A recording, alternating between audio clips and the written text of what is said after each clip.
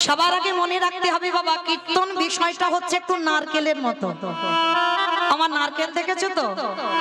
তাহলে তা দেখবো নি, গ্রামাঞ্চলের মানুষ তাহলে সবাই নারকেল দেখেছে। তাহলে নারকেল যারা যারা দেখেছি বাবা, বাইরে একটা খোসা থাকে, খোসাটাকে ছাড়ালে কি নারকেল পাবে? ভিতরে গিয়ে দেখবে আরো বেশি শক্ত। তাহলে শক্ত জিনিসটাকে ভাঙতে হবে, তারপরে যদি ভিতরে সাদা রঙের শ্বাসটা টেনে ছাড়াতে পারো, তারপরে যদি আস্বাদন করতে পারো, তাহলে বুঝবে তুমি নারকেলের স্বাদটা কেমন। এই কীর্তন বিষয়টা বাবা ঠিক এই রকম, মানে উপর থেকে কীর্তন শুনলে হবে না, তলিয়ে ভাবার নাম তত্ত্ব একটু ভিতরে যেতে হবে। আর কীর্তন আসরে বসে যত ভিতরে যাবে তত কীর্তনের রস পাবে। তাহলে এই যে আমরা কীর্তনিয়ারা বলছি হরি ভজন করো, হরি ছাড়া গতি না, সত্যি কি গতি আছে মা? ভালো করে বিচার করে দেখেন, যে যত বড় ধনী হও না কেন, যার যত টাকা থাকুক না কেন, যার যত অর্থ থাকুক না কেন, কেউ যদি সারা জীবন দিল্লি বোম্বে কাটায়, কেউ যদি সোনার পালঙ্কে ঘুমায়, কেউ যদি টাকার বিছানায়ও ঘুমায়, তবু মনে রাখতে হবে বাবা, পৃথিবীতে এরা তোমার কেউ আপন নয়। যারা এখানে গীতা ভাগবত জ্ঞানী বসেছেন, যারা গ্রন্থ পড়েন বা গ্রন্থ শোনেন, তারা জীবনে বলবে না সব আমার আমার আমার, ছেলে আমারে, মেয়ে আমারে, জায়গায় আমারে, জমি আমারে, বৈভব আমারে, বন্ধু। কিন্তু মনে রেখো ভাই, মাসে যদি বেজে যায় পড়ে থাকবে সরকারি খামার। এসেছো একা, তুমি যাবে একা। যেদিন এসেছিলে মা সংসারে, তোমার পরনে কেউ কিছু দিয়ে আনেনি, আর যেদিনে তুমি সংসার ছেড়ে চলে যাবে, এই সংসার তোমাকে পরনে একটা কিছু দিয়ে পাঠাবে না। তাহলে এসেছো খালি হাতে, যাবে তুমি খালি হাতে। আলেকজান্ডারের মতো ব্যক্তি বাবা যতদিন বেঁচে ছিল দু হাত দিয়ে রোজগার করেছে, কিছু অর্থের অভাব ছিল না। কিন্তু সেই আলেকজান্ডার মরার আগে বলে গেল যে আমার মৃত্যুর পর আমার দেহটাকে যখন কফিনের বাক্সে করে নিয়ে যাবে, আমার এই কফিনের বাক্স থেকে দুটো হাত যেন বের করে দেওয়া হয়। সবাই প্রশ্ন করেছিল কেন? বলে আমি আলেকজান্ডার হয়ে জগৎকে দেখাতে চাই, ওরে জগৎ এসেছিলাম আমার খালি হাতে, যেদিনে চলে যাচ্ছে সেদিনও খালি হাতে। কটা দিনের জন্য আমার আমার করে কৃষ্ণ ভজন ভুলে গেলাম, কৃষ্ণ সাধনা করলাম না, কিন্তু প্রত্যেকে বলে এলাম কৃষ্ণ ভজিবার তরে সংসারে আয়ন, মিছে মায়ায় বদ্ধ হয়ে বৃক্ষ সম হইল। প্রত্যেকে বললাম কৃষ্ণ দাস হব, আর জগতে এসে হলাম মায়ার দাস। কিন্তু মা চরণ ধরে বলে যায়, শেষের দিনে আমাদের কেউ সাথী হবে না। যারা যারা এখানে যাদের যাদের দেখছো সব অনিত্য, আজকে তোমার আছে, কালকের অন্য কারোর হবে। তাহলে নিত্য বস্তু যদি থাকতে হয়, সেটা হলো আমার গৌর গোবিন্দ চরণ। আর ওই দুটো চরণে ছাড়া পৃথিবীতে তোমার আপন কেউ নয়। তাহলে যা যদি অনিত্য হয়, তাহলে কিসের এত মায়ামোহ সংসার? মনে রেখো ভাই, শেষের দিনে তোমার কর্মফল সাথী হবে বাবা। এই পৃথিবীতে কর্মফল কাউকে ছাড়বে না। না ছেড়েছে মহাভারতে পিতামহ ভীষ্মকে, যে পিতামহ ভীষ্মের ইচ্ছা মৃত্যু ছিল। ভালো করে ভেবে দেখেন, যারা মহাভারত জ্ঞানী, যারা রামায়ণ পড়েন, মহাভারত পড়েন, ভীষ্মের মতো ব্যক্তি 58টা দিন সরসজ্জায়, একটা দুটো দিন নয়। তাহলে যে ভীষ্ম সারা জীবন ব্রহ্মচর্য পালন করলো, সংসারের থেকেও সংসারের কাদা গায়ে লাগেনি, নিজে সংসার করেনি, কিন্তু বাবা কাঁধে কোলে পিঠে করে ছেলে পুলেদের মানুষ করলো। সেই পিতামহ ভীষ্ম 58টা দিন সরসজ্জায় পড়েছিল। ছেড়েছে বাবা কর্মফল? ছাড়েনি। তাহলে আপনারাই বিচার করে দেখেন, ত্রেতা যুগে রঘুপতি রামচন্দ্রকে সরযূ নদীর জলে প্রাণ ত্যাগ করতে হলো। ভগবান কৃষ্ণচন্দ্রকে 125 বছর বয়সে জরা ব্যাধির ধীরে দেহ ত্যাগ করতে হলো। আমার চৈতন্য মহাপ্রভুকে 48 বছর বয়সে দেহ সম্বরণ করতে হলো। তাহলে এই জগতে সংসারী বাবা ভগবানকে কর্ম ছাড়েনি, আর আপনারা আমরা তো তুচ্ছ, আমাদের ছেড়ে দেবে মনে করেছো? তাহলে শেষের দিনে আমাদের কর্ম যাবে। কতদিন তুমি ধর্ম কাজে যুক্ত আছো, কতদিন তুমি সাধু সঙ্গ করলে, কতদিন গুরু চরণ আশ্রয় করলে, কতদিন যাবত তুমি একাদশীর উপবাস করছো, কতদিন তুমি ওই সনাতন ধর্মের মানুষ হয়ে সনাতন ধর্মটাকে বজায় রাখতে চেয়েছো। এই ভালো ভালো কর্ম আমাদের সাথে যাবে। তবে মা, আমি মৌমিতা, আমার একটা গ্যারান্টি আছে, আর একজন আমাদের সাথী হবে। তবে জানি না আপনাদের হুস্তি এলাকায় নিয়ম আছে কিনা, তবে আমার আধারমানিকে নিয়ম আছে। রাধে, কি জানো তো, মানুষের মৃত্যুর পর সাথে কিছু দাও বা না দাও, দুটো জিনিস ভাড়া করতে হয়। বলো তো দুটো জিনিস কি? এক হলো খোল আর এক হলো করতাল। আর পিছনে দেহটাকে নিয়ে যখন বের করবে বলবে না বলো হরি হরি বল, বলো হরি হরি বল। কি গো মা, তোমাদের এলাকায় হয় তো? এখানেও হয়। তাহলে এই জায়গাটাই বিচার করে দেখেন, লাখ লাখ টাকা খরচা করে দুর্গা পূজা হলো, লাখ লাখ টাকা খরচা করে কালী পুজো হলো, লক্ষ্মী পূজা হলো, এত এত পূজা অর্চনা করে বাবা, পূজা ভালো হয়। আর যেদিন বিসর্জন হয় ধুমধাড়াক্কা ডিজে বাজনা, মানে এমন ডিজে বাজনা বাজে বাবা, এমন ডিজে বাজবে বাবা যেন হার্ট ব্লক হয়ে যাবে, এমন নাচানাচি হয়। তাহলে এইগুলো চেতনা বাবা, তাহলে সেটাও তো মা। তাহলে মাকে যখন জলে ফেলতে যাচ্ছ,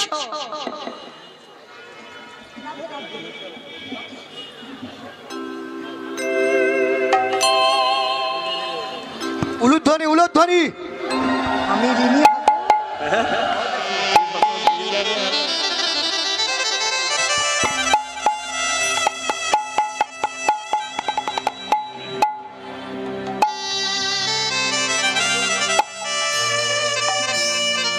নিতাই গৌর কৃষ্ণ প্রেমানন্দী, হরি বল হরি বল হরি বল। তাহলে বাবা, এই জগতের সংসারের শেষের দিনে যেদিন আমরা ঠাকুর বিসর্জনে যাচ্ছি, লরিতে করে ডিজে বাজনা বাজালাম, আর যেদিন আমাদের দেহটা বিসর্জন হবে সেদিন কি বাবা লরিতে করে একটা ডিজে বাজালে হতো না? হওয়ালে হতো। তাহলে হওয়াচ্ছি না কেন? এই জায়গায় চৈতন্য মহাপ্রভু শিক্ষা দিলেন, ওরে কলিরজি ভালো করে পিছনে চেয়ে দেয়, এলি খালি হাতে যাচ্ছিস খালি হাতে, যতই আমারে আমারে করে মরিস না কেন, শেষের দিনে কেউ তোর সঙ্গী হবে না। তাহলে সাথী হবে কর্মফল, আর কে সাথে যাবে? যাত্রা, নাটক, ফাংশন, থিয়েটার কিছু যাবে না, যাবে কে? এই হরি নামে যাবে।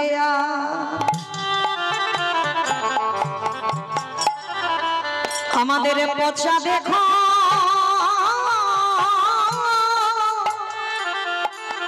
দেহ যাবে, যেদিন তুমি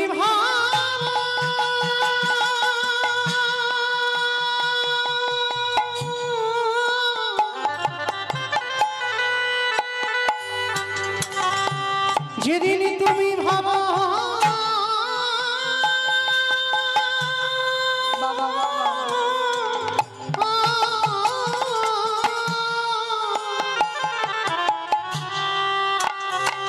যেদিন তুমি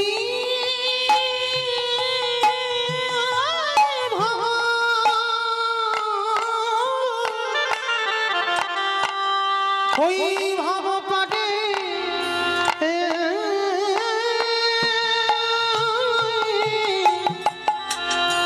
পড়ে যাবে,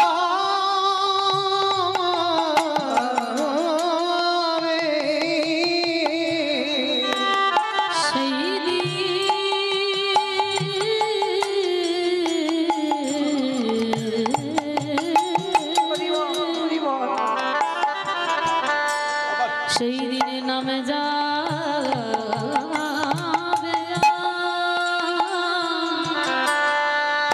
এই পচা দেহ। ও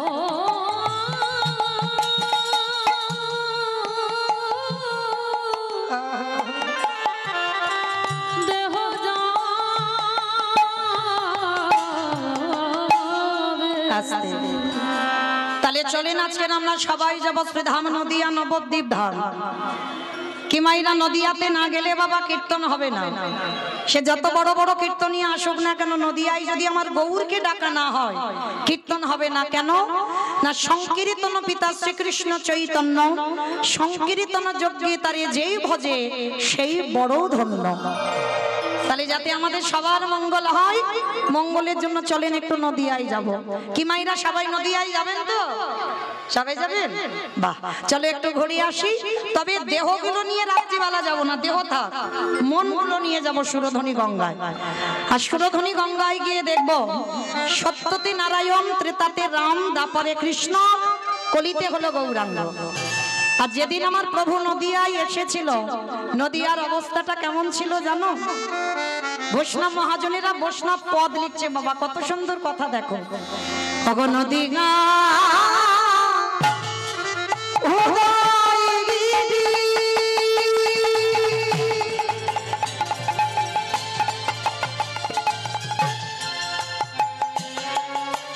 পূর্ণ চন্দ্র গোবর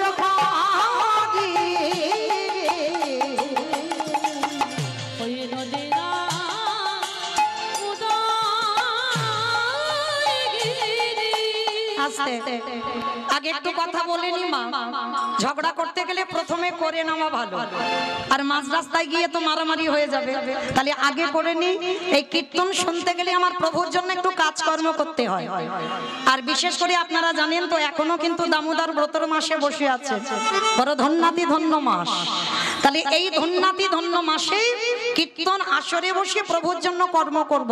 সে কর্মগুলো কেমন হবে? বসে বসে ঘুমাতে হবে। আজকে শেষ দিন, কালকে থেকে কেউ জ্বালাবে না। তাহলে আজকের ঘুমাবে না। তিনটে ধ্বনি, শঙ্কর ধ্বনি, উলুর ধ্বনি। আর যাদের যাদের হাতগুলো এসেছে না, আজকের হাত এসেছে, কারণ আজকের ওই যে খিচুড়ি প্রসাদ আছে আজ এসেছে। কই দেখি যাদের যাদের হাত এসেছে একবার দেখাও।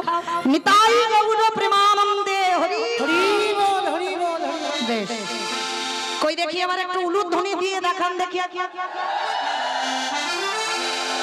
আজ নদিয়া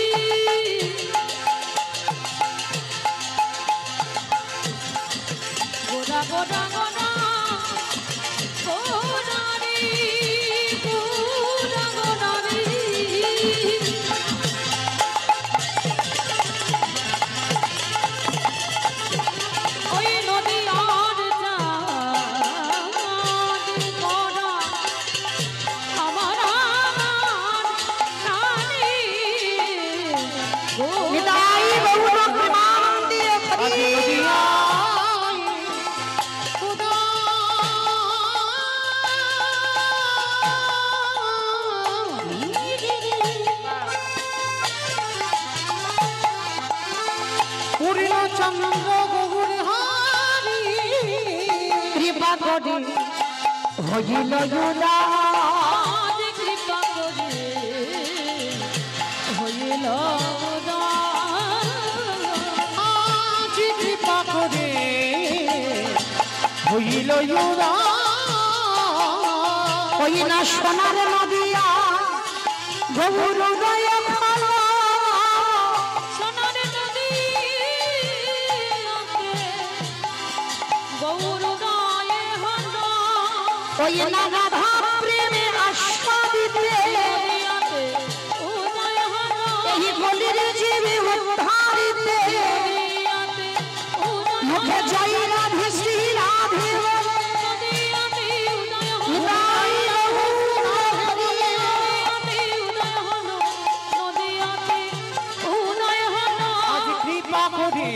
হইল।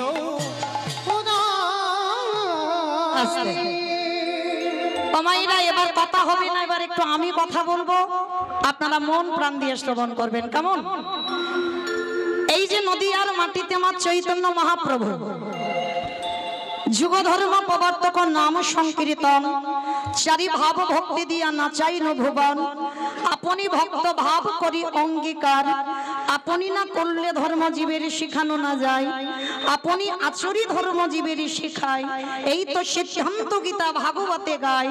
এই মতো কলিকালে প্রথম সন্ধ্যায় অবতীর্ণ হলেন কৃষ্ণ আপনি নদিয়ায়। হরি বল হরি বল। ভগবান জগৎকে বোঝাতে চাইলো নিজে কিন্তু ভক্ত হয়েছে। মা চৈতন্য মহাপ্রভু ভগবান হয়ে কিন্তু নদিয়ায় আসেনি, ভক্ত হয়ে নদিয়ায় এলো। আর ভক্ত হয়ে নদিয়ায় এসে নিজে ভক্ত হয়ে সমাজকে শেখালো, ওরে কলির জীব, আমি বিশ্বের স্রষ্টা মালিক ভগবান হয়ে আমি যে কর্ম করছি তোরা আমাকে দেখে শেখ। এই চৈতন্য মহাপ্রভুর বাবা শেষ সময়টা কোথায় ছিল জানো? অনেকে গেছেন কিন্তু বুঝতে পারেন না, আস্তে আস্তে কথা নয়। যে জায়গাটা ছিল বাবা জগন্নাথ ধাম, শ্রীক্ষেত্র, লীলাচল। আচ্ছা বয়েরা একবার হাত তুলে দেখান তো কতজন জগন্নাথ ধাম, পুরী ধাম গেছেন? ওরে বাবা, মানে সবাই মোটামুটি চলে গেলাম। আচ্ছা কতজন গম্ভীরা দর্শন করেছেন? একবার হাতটা তুলে দেখান। বেশ। আচ্ছা কতজন সিদ্ধ বকুল দর্শন করেছেন? একবার দেখান। আর কতজন সমুদ্রে ঢেউ খেয়েছেন? একবার দেখান। হ্যাঁ দেখেছো তো, এই হচ্ছে সমাজ। পুরী ধামে গেলাম আমরা, এতজন ভক্ত হাত তুললাম। সমুদ্রে পাল্টি খেলাম বাবা, ওখানে 4 দিন যদি থাকি কম করে 3 দিন পাল্টি খেয়েছি। আর লক্ষ্য করেন এদিকে গম্ভীরা চিল্লাম না, এদিকে সিদ্ধ বকুল চিল্লাম না। অনেকে হরিদাস ঠাকুরের সমাধিটা দেখেছে, কিন্তু হয়তো দেখেছো মনে রাখতে পারো। কিন্তু এটাই বাবা আমরা কলির জ্ঞান অন্ধজি। যে জায়গাগুলো বড় মূল্যবান, যে জায়গাগুলো পরশ করলে আমাদের মতো মনুষ্য জীবন ধন্য হয়ে যায়। রঘুনাথ ছোটবেলা থেকে বৈরাগ্য ভাব, সর্বদা কৃষ্ণ নামে ভেসে থাকে। যেখানে বাবা রাস্তা দিয়ে যদি কোনোদিন ওই সাধুগুরু বৈষ্ণব দেখে, ওই রঘুনাথ কি করে, ওই ঘর থেকে ছুটে পালায় তাদের সঙ্গে। আবার দাঁড়ি প্রহরীরা আবার ছেলেকে ধরে নিয়ে বাড়িতে আসে। এইভাবে চলতে চলতে রঘুনাথের বয়স দাঁড়ালো 5 বছর। এবার 5 বছরের ছেলেকে তো আগেকার দিনে বাবা গুরু আশ্রমে পাঠানো হতো। এখনকার দিনে বাবা যেমন স্কুলে যাতায়াত করে, তখনকার দিনে নয়। তখনকার দিনে গুরু আশ্রমে থেকে পড়াশোনা হতো। এখন যেমন আমরা ওই বোর্ডিং এ রাখি না ছেলে মেয়েদের, ঠিক ওই রকমই ব্যবস্থা ছিল। তো রঘুনাথ 5 বছর হয়েছে, বাবা জ্যাঠা দুজনে মিলে নিয়ে গেছে বলদেব আচার্যের কাছে, যার কাছে বিদ্যা অভ্যাস করবে, শাস্ত্র পাঠ শিখবে।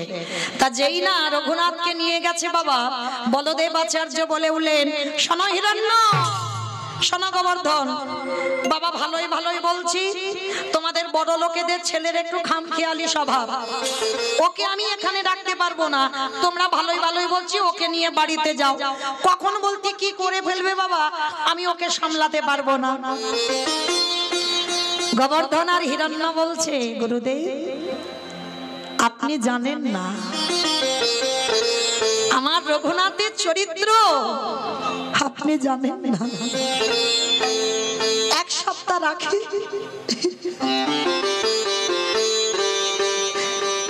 1 সপ্তাহ রাখলে বুঝতে পারবে আমার রঘুনাথ কেমন ছেলে।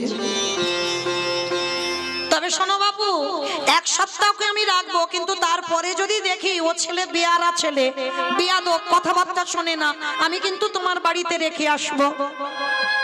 বলে ঠিক আছে। অমাইরা রঘুনাথকে আশ্রমে রেখে এলো বলদেব আচার্যের চরণে। আর বলদেব আচার্য ভাগবত পাঠ করে। আর শুধু তো ওই রঘুনাথ একা নয়, রঘুনাথের বয়সী আরো ছেলেরা আছে পাঠশালায়, সবাই ভাগবত আসরে বসেছে আর গুরুদেব পাঠ করছে। অমাইরা সমস্ত পড়ুয়ারা পিছনে বসে কত গল্প গুজব করছে, কত হাসি ঠাট্টা খেলাধুলা করছে। আর ওই ছোট্ট রঘুনাথ একেবারে গুরুদেবের সামনে বসেছে। গুরুদেবের সামনে বসে নয়ন জলে বুকটা ভেসে যাচ্ছে। গুরুদেব পাঠ করতে করতে ভাগবতটা রেখে রঘুনাথের কাছে গিয়ে বলছে, রঘুনাথ, এই বাবা, কি হয়েছে রে বাবা?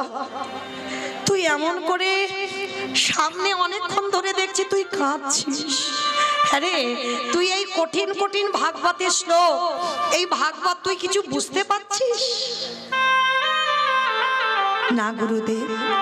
তা হ্যাঁ রে, বুঝতে পারছিস না, তুই ওরম পাগলের মতো ও বুঝেছি, বাবা মার জন্য মন খারাপ হচ্ছে না গুরুদেব? তাহলে কি ওই বাড়িতে যাবি, এখানে মন ভালো লাগছে না ওই জন্য? না গুরুদেব। তাহলে কি অন্যান্য বন্ধুরা তোকে বকেছে? না। তাহলে কি জন্য কাঁদছিস বাবা রঘুনাথ? গুরুদেব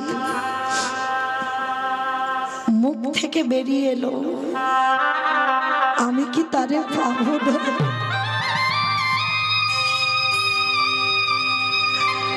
বলো না গুরুদেব, আমি কি তারে পাবো না?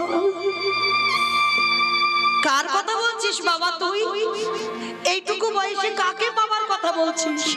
গুরুদেব বলো না, আমি কি কোনোদিন কৃষ্ণ চরণ পাবো না? গুরুদেব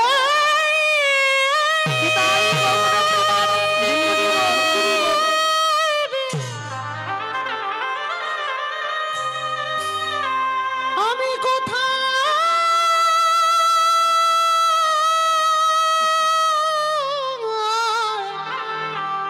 গেলে কৃষ্ণ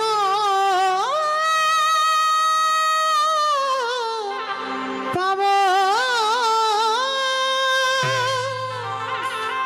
গুরুদেব রঘুনাথকে বুকে জড়িয়ে ধরে বলল, রঘুনাথ, রঘুনাথ, এইটুকু বয়সে তুই কৃষ্ণ পাওয়ার জন্য কাঁদছিস? ধন্য আমি গুরুদেব, আমি তোর মাথায় হাত দিয়ে আশীর্বাদ দিলাম বাবা, তোর কৃষ্ণ কৃপা হোক। আমি বললাম তুই কৃষ্ণ চরণ পাবি। পড়াশোনা শেষ করে বাড়িতে ফিরল রঘুনাথ, কিন্তু বাড়িতে ফিরলে কি হবে মা? পোশাক কি জানো? জমিদারের ছেলে আহার কি করে জানো না? যারা ভক্তির পদ অবলম্বন করে বাবা, তাদের নিদ্রা অল্প, আহারও অল্প। 24 ঘন্টায় একবার রঘুনাথ আহার করে, খিদে থাকে না তার, সর্বদাই একটাই খিদে, মা আমি কি কৃষ্ণ চরণ পাবো না? কৃষ্ণ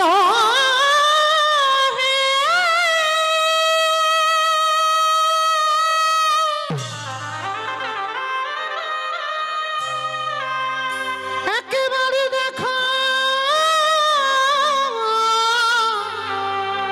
দেখা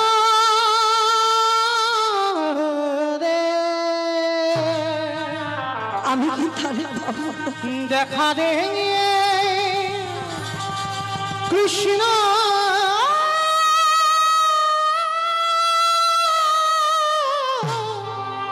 রে। 24 ঘন্টায় একবার আহার, আর পরনে একটা বহির্বাস। জমিদারের ছেলে, যে যার বাবা জ্যাঠার মাসে 12 লক্ষ স্বর্ণ মুদ্রা আয়, শুধু নবাবকে কর দিত 8 লক্ষ স্বর্ণ মুদ্রা। এই জায়গাটা বাবা অনুভব করবেন, ক টাকা ব্যাংকে আছে আমাদের, কত জায়গা জমি সম্পত্তি আছে আমাদের, যে রঘুনাথ জমিদারের ছেলে, সেই জমিদারি ত্যাগ করে তার জমিদারির উপরে এতটুকু লোভ নেই। শুধু তার মুখে একটা কথা, আমি কি তারে পাবো না? আমি কোথায় গেলে কৃষ্ণ পাবো? তোমরা কেউ আমায় বলে দাও। যদি রাস্তা দিয়ে কোনো তিলক সেবা করা ভক্ত যায়, রঘুনাথ ঘর ছেড়ে পাগলের মতো তার পিছনে চলে যায়। সাধু সঙ্গ করতে ভালোবাসে, ভক্ত সঙ্গ করতে ভালোবাসে, কিন্তু জমিদারিতে ওটা হয় না। দাঁড়িরা প্রহরীরা রঘুনাথকে ধরে আনে। তা রঘুনাথ যখন একটু বড় হয়েছে, হিরণ্য দাস গোবর্ধন দাস রেগে গেল। অপদার্থ, এত করে বলি, এত করে বকি, তবু ছেলে শোনে না। সারাদিন না কৃষ্ণ কোথায়, কৃষ্ণ কোথায়। ও ছেলেকে বন্দি করতে হবে। এই প্রহরী, যা ওই ছেলেকে কারাগারে বন্দি কর। আগেকার দিনে জমিদার যেমন প্রহ্লাদের বাবা হিরণ্যকশিপুর প্রহ্লাদকে কারাগারে 3 রাত বন্দি করে রেখেছিল। আদেশ দিল ওকে কারাগারে বন্দি কর, বাইরে থেকে শিকল তুলে দিবি, আর ওর হাতে পায়ে দড়ি বেঁধে দে, যেন কোথাও আর যেতে না পারে। রাধে, যে একবার কৃষ্ণ ভালোবাসে তাকে কি বাহ্যিক জগতে দড়ি দিয়ে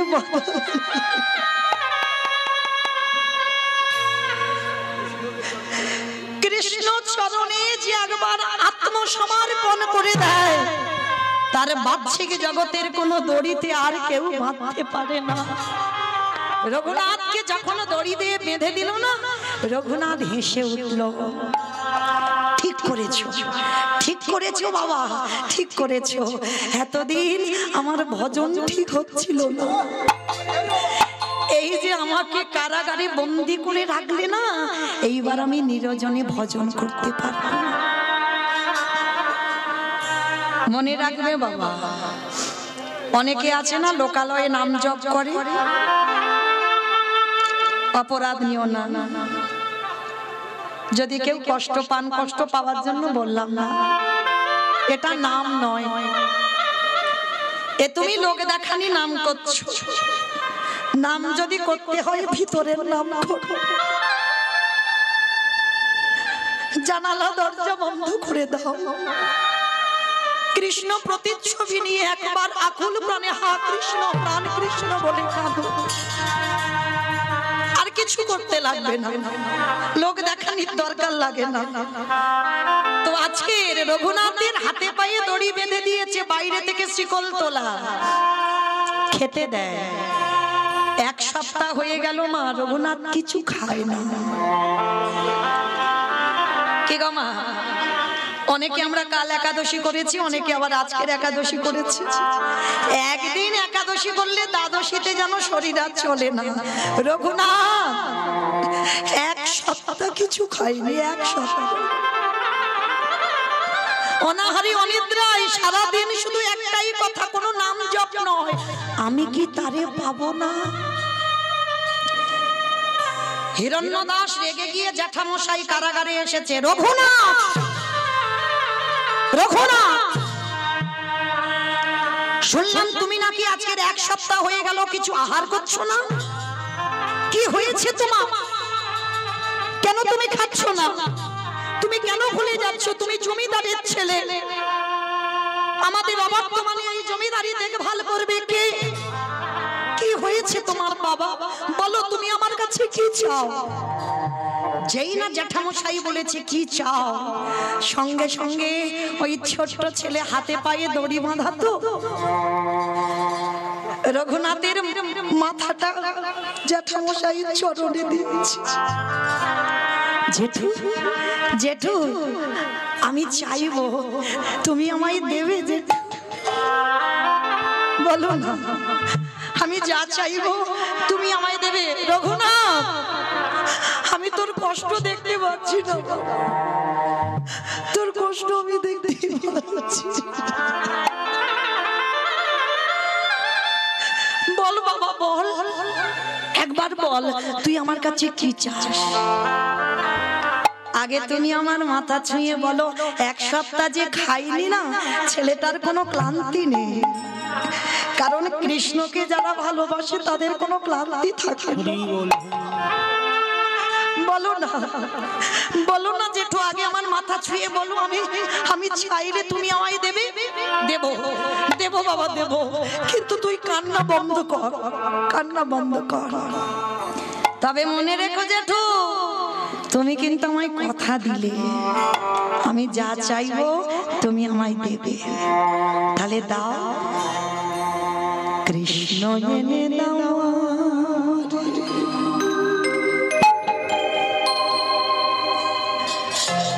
কৃষ্ণ এনে দাও,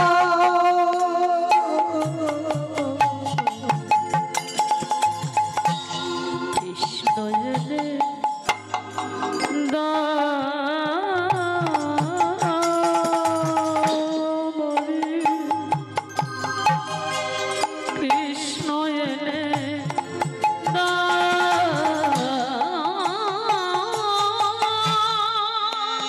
কৃষ্ণ ছাড়া আমার প্রাণে আছে না। জেঠু, কৃষ্ণ এনে দাও,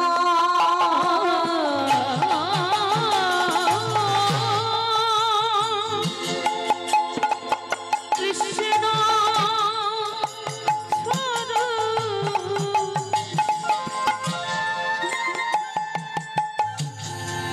আমার প্রাণে বাঁচে না, কৃষ্ণ এনে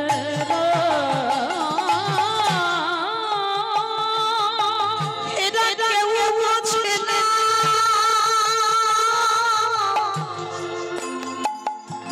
আমার মনে কথা। জেঠু বলে আমি কারে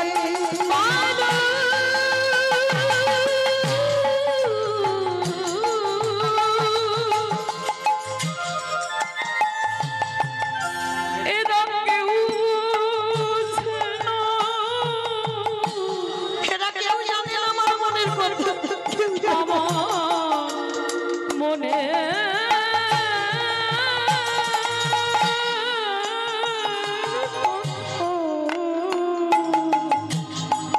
বলবো আমি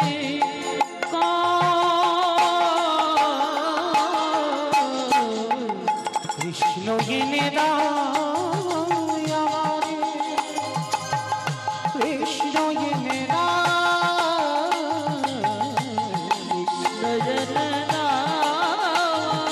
এনে দাও,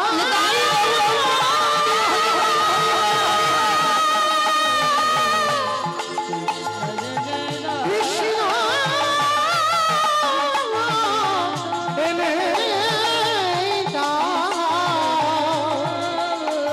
কৃষ্ণ এনে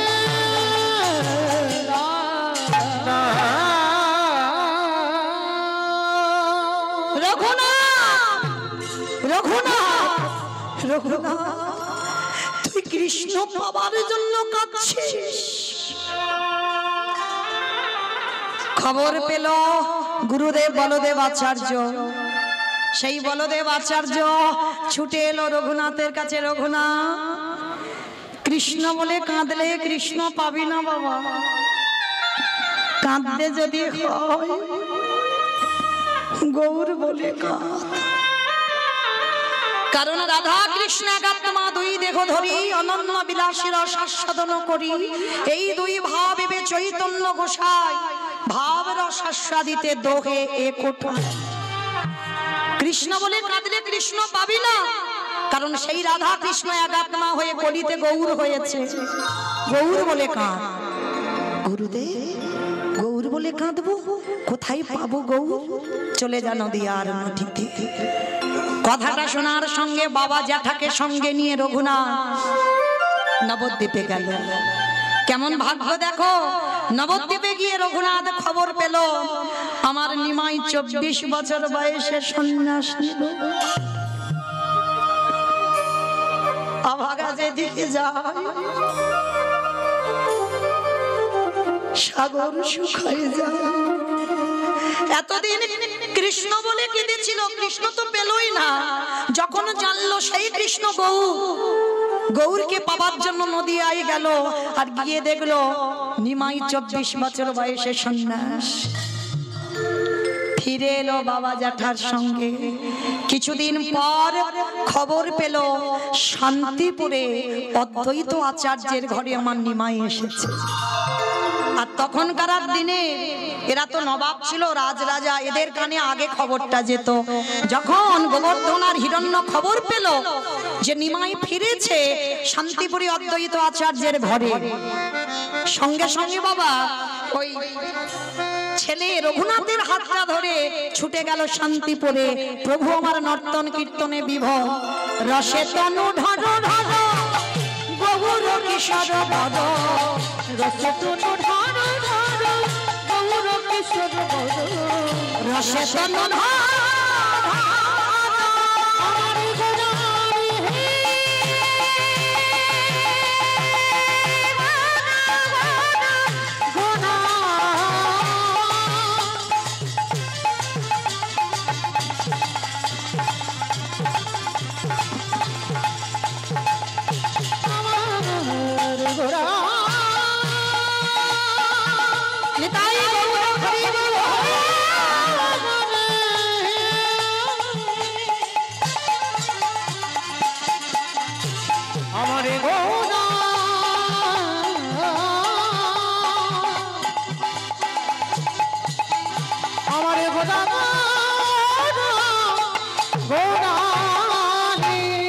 রসে তনু ঢন ঢন গৌর কিশোর বদ, হে বিনা শ্রীকৃষ্ণ চৈতন্য, হে বিনা শ্রীকৃষ্ণ চৈতন্য, হে বিনা শ্রীকৃষ্ণ চৈতন্য, হে বিনা শ্রীকৃষ্ণ চৈতন্য, এ শ্রাবণে গুর কথা কহিতে অন্তরে দেখা, শ্রাবণে কথা কহিতে অন্তরে দেখা, ভাবি না নাহি জানে অনন্য, বিনা নাহি জানে, বিনা নাহি জানি বিনা নাহি জানে অন্য। একেবারে রঘুনাথ গিয়ে গৌর চরণে সাষ্টাঙ্গে দণ্ডবত। আর যেই না রঘুনাথ গিয়ে একেবারে গৌর চরণে পড়েছে, আরে ধর ধর ধর ধর। পাশে দাঁড়িয়েছিল গদাধর, যেই না দাঁড়িয়েছিল গদাধর, গদাধরকে বলছে গদাধর যাও আমার প্রসাদী থালা থেকে কৃপা করে ওকে একটু প্রসাদী দিয়ে দাও। মহাপ্রভুর উচ্ছিষ্ট প্রসাদ, যে প্রসাদ পাওয়ার ক্ষমতা সবার হয় না। প্রথম দর্শনে বলল রঘুনাথকে প্রসাদ দাও, উচ্ছিষ্ট প্রসাদ পেল। এক সপ্তাহ প্রভুর চরণে রইল, সেবা পূজা করলো।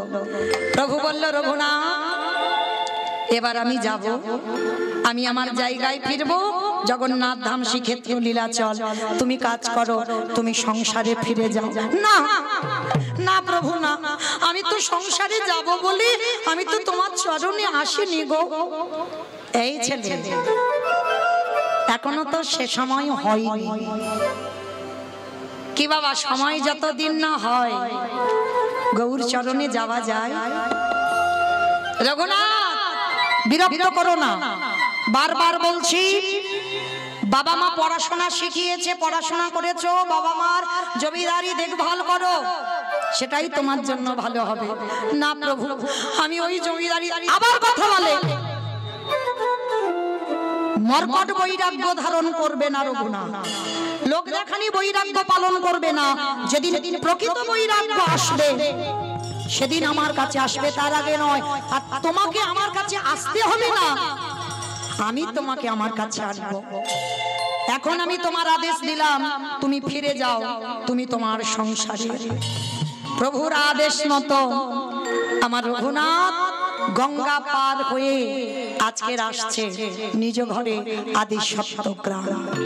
তো গঙ্গায় পার হতে হতে বাবা হঠাৎ দেখলো, উরি বাবা কত লোকজন, কেন কত লোকজন কি করে হলো? মনে মনে ভাবছে দাঁড়াও একবার দেখি তো গিয়ে কি হচ্ছে। যেই না রঘুনাথ নেমেছে, আর রঘুনাথ নামার সঙ্গে সঙ্গে ওইখানে আমার নিতাই চাঁদ দাঁড়িয়েছিল না, নিতাই চাঁদ বলে উঠলেন, আরে চোর চোর চোর।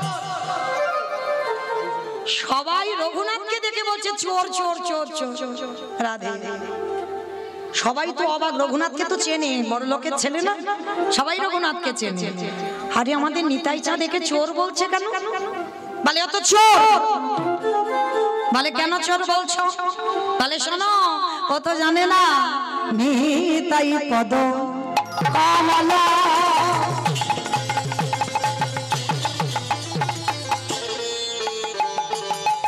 কোটি চন্দ্র সুশীতলা, নিতাই পদ কমলা, কোটি চন্দ্র সুশীতলা, যে ছায়া জগত জুড়া, ছায়া দে ছায়া জগত জুড়া। বলিয়ে হেন নিতাই বীরে রে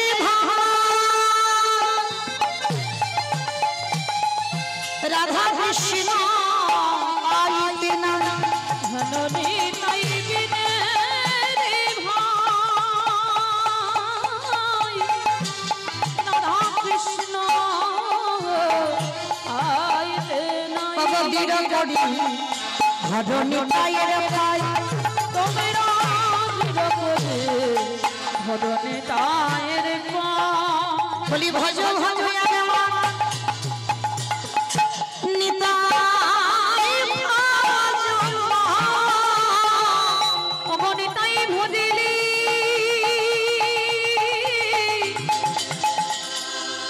গৌরে পাবি, একেবারে ভজ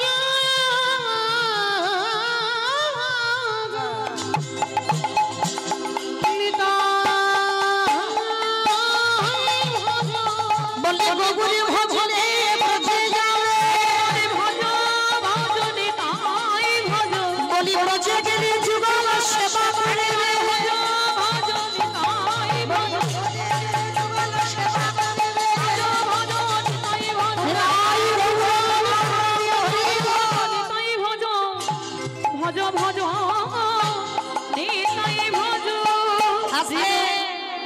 আজকে সেই যে নিতাই চাঁদ বলছে ও চোর। বলে কেন? আগে নিতাই না ভোজে আগে গৌরচরণে গেছে, তাহলে চোর নয়। ওই জন্য ওকে দণ্ড দেওয়া হবে। জায়গাটা কি হলো? জায়গাটার নাম হলো মা পানিহাটি। এই পানিহাটি নাম শোনেননি অনেকে? যেখানে চিরা দধির মহোৎসব হয়। এই দণ্ডটা কে দিয়েছিল? আমার নিতাই চাঁদ আমার রঘুনাথ দাস গোস্বামীকে দিয়েছিল। কেন? এই যে আগে আমার নিতাই না ভোজে আগে গৌরচরণে গেছে, যার জন্য নিতাই চাঁদ বলল দণ্ড দেওয়া হবে। কি না, এই পানিহাটির মেলাতে যত যত ভক্ত আছে সবাইকে চিড়ে দধি খাওয়াতে হবে। এইবার চিড়ে দধির ব্যবস্থা করা হলো।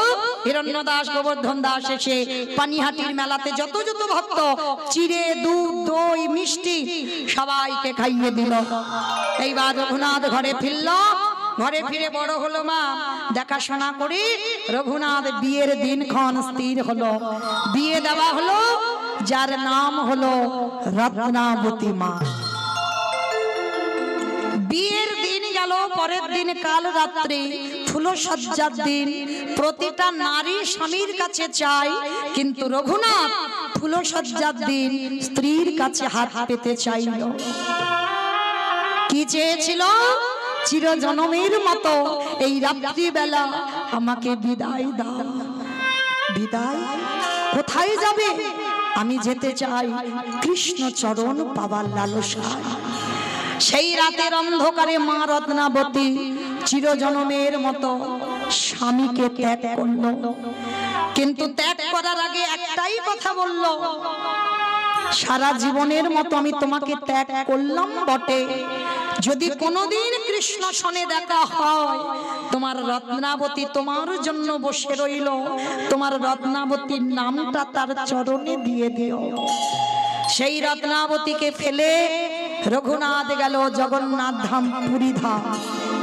প্রথম রঘুনাথ বৃন্দাবন যায়নি, জগন্নাথ ধামে গেল।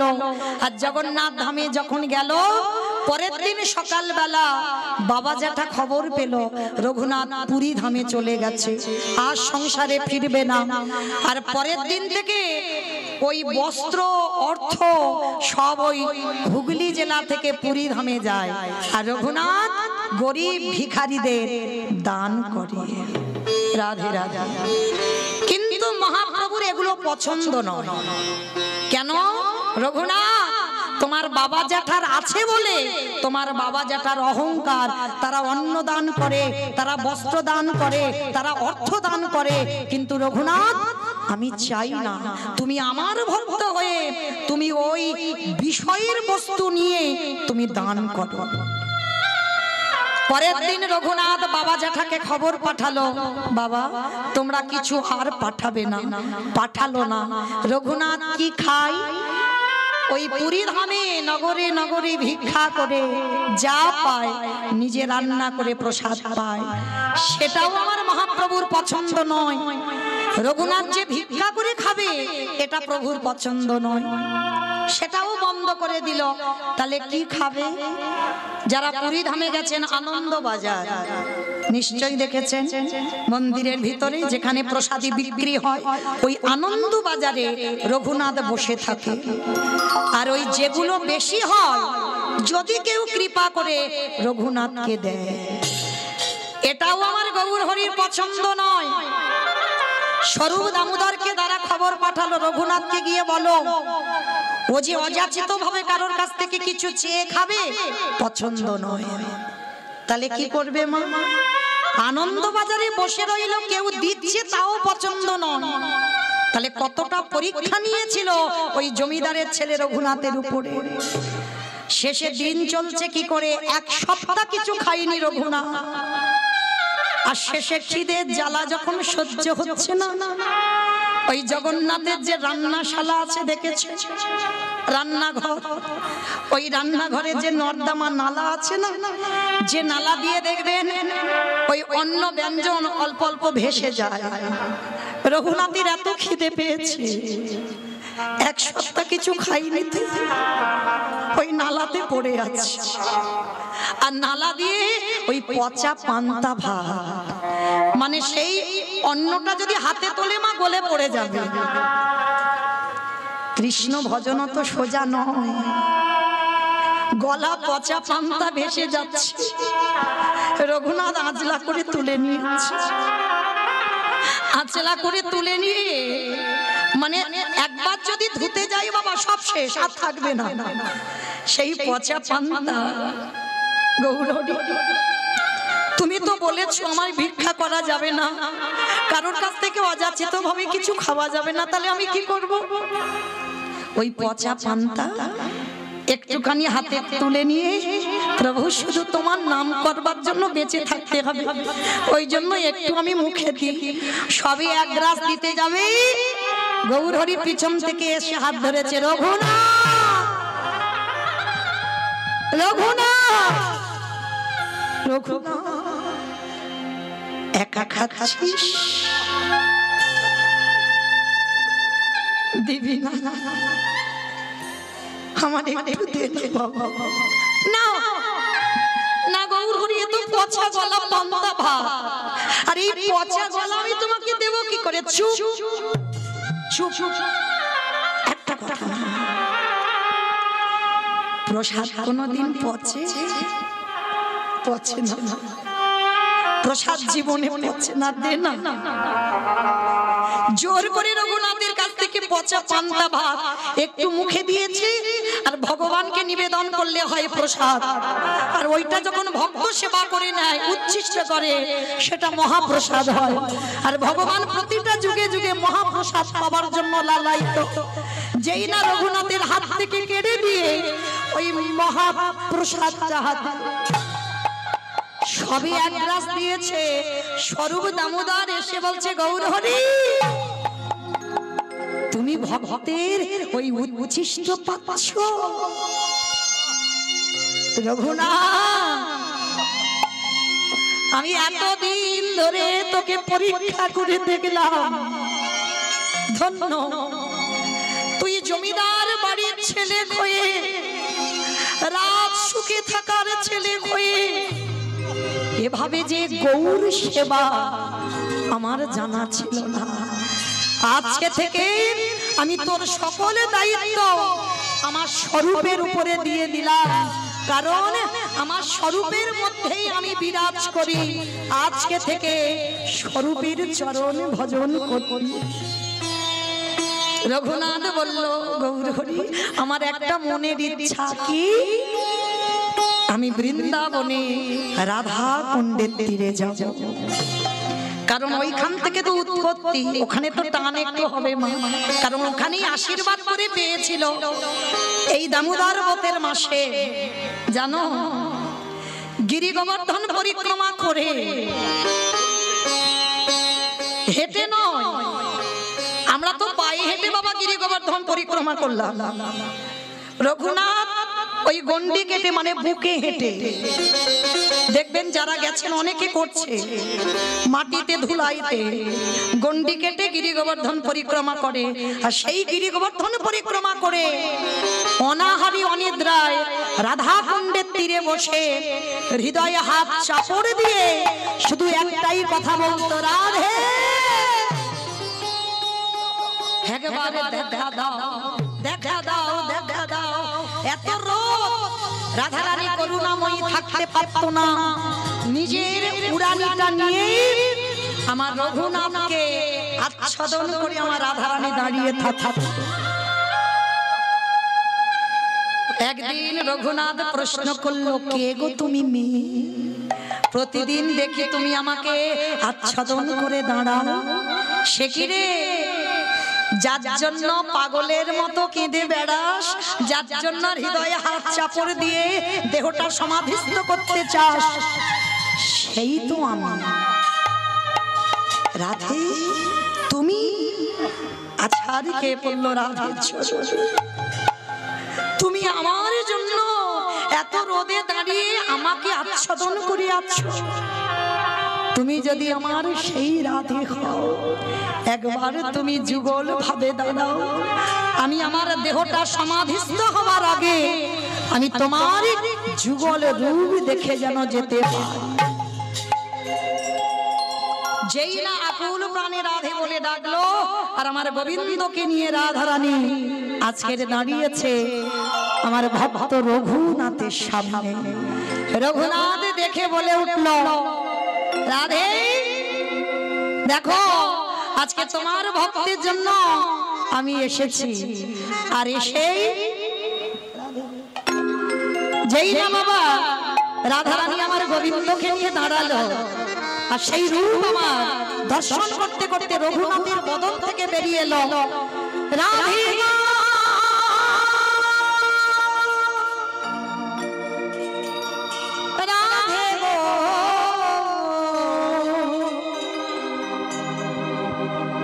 একবারে দেখা দাও, রাধে একবারে দেখা দাও, ও রাধে গো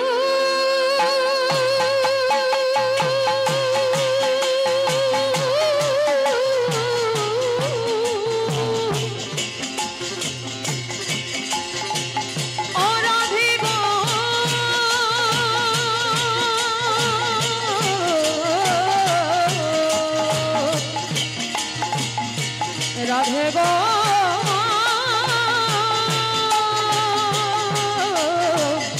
একেবারে দেখা দাও, গম্ভীর্য সাহারিণী রাধে, গম্ভীর্য শালিনী রাধে, প্রেম সায়নের মদালিনী রাধে, প্রেম সায়নের বদালিনী রাধে, যমুনার মদালিনী রাধে যমুনার মদালিনী রাধে গাম্ভীর্য শালীরা রাধে গো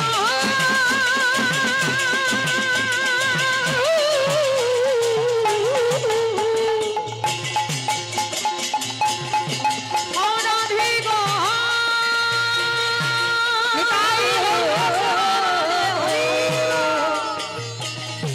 রাধে গো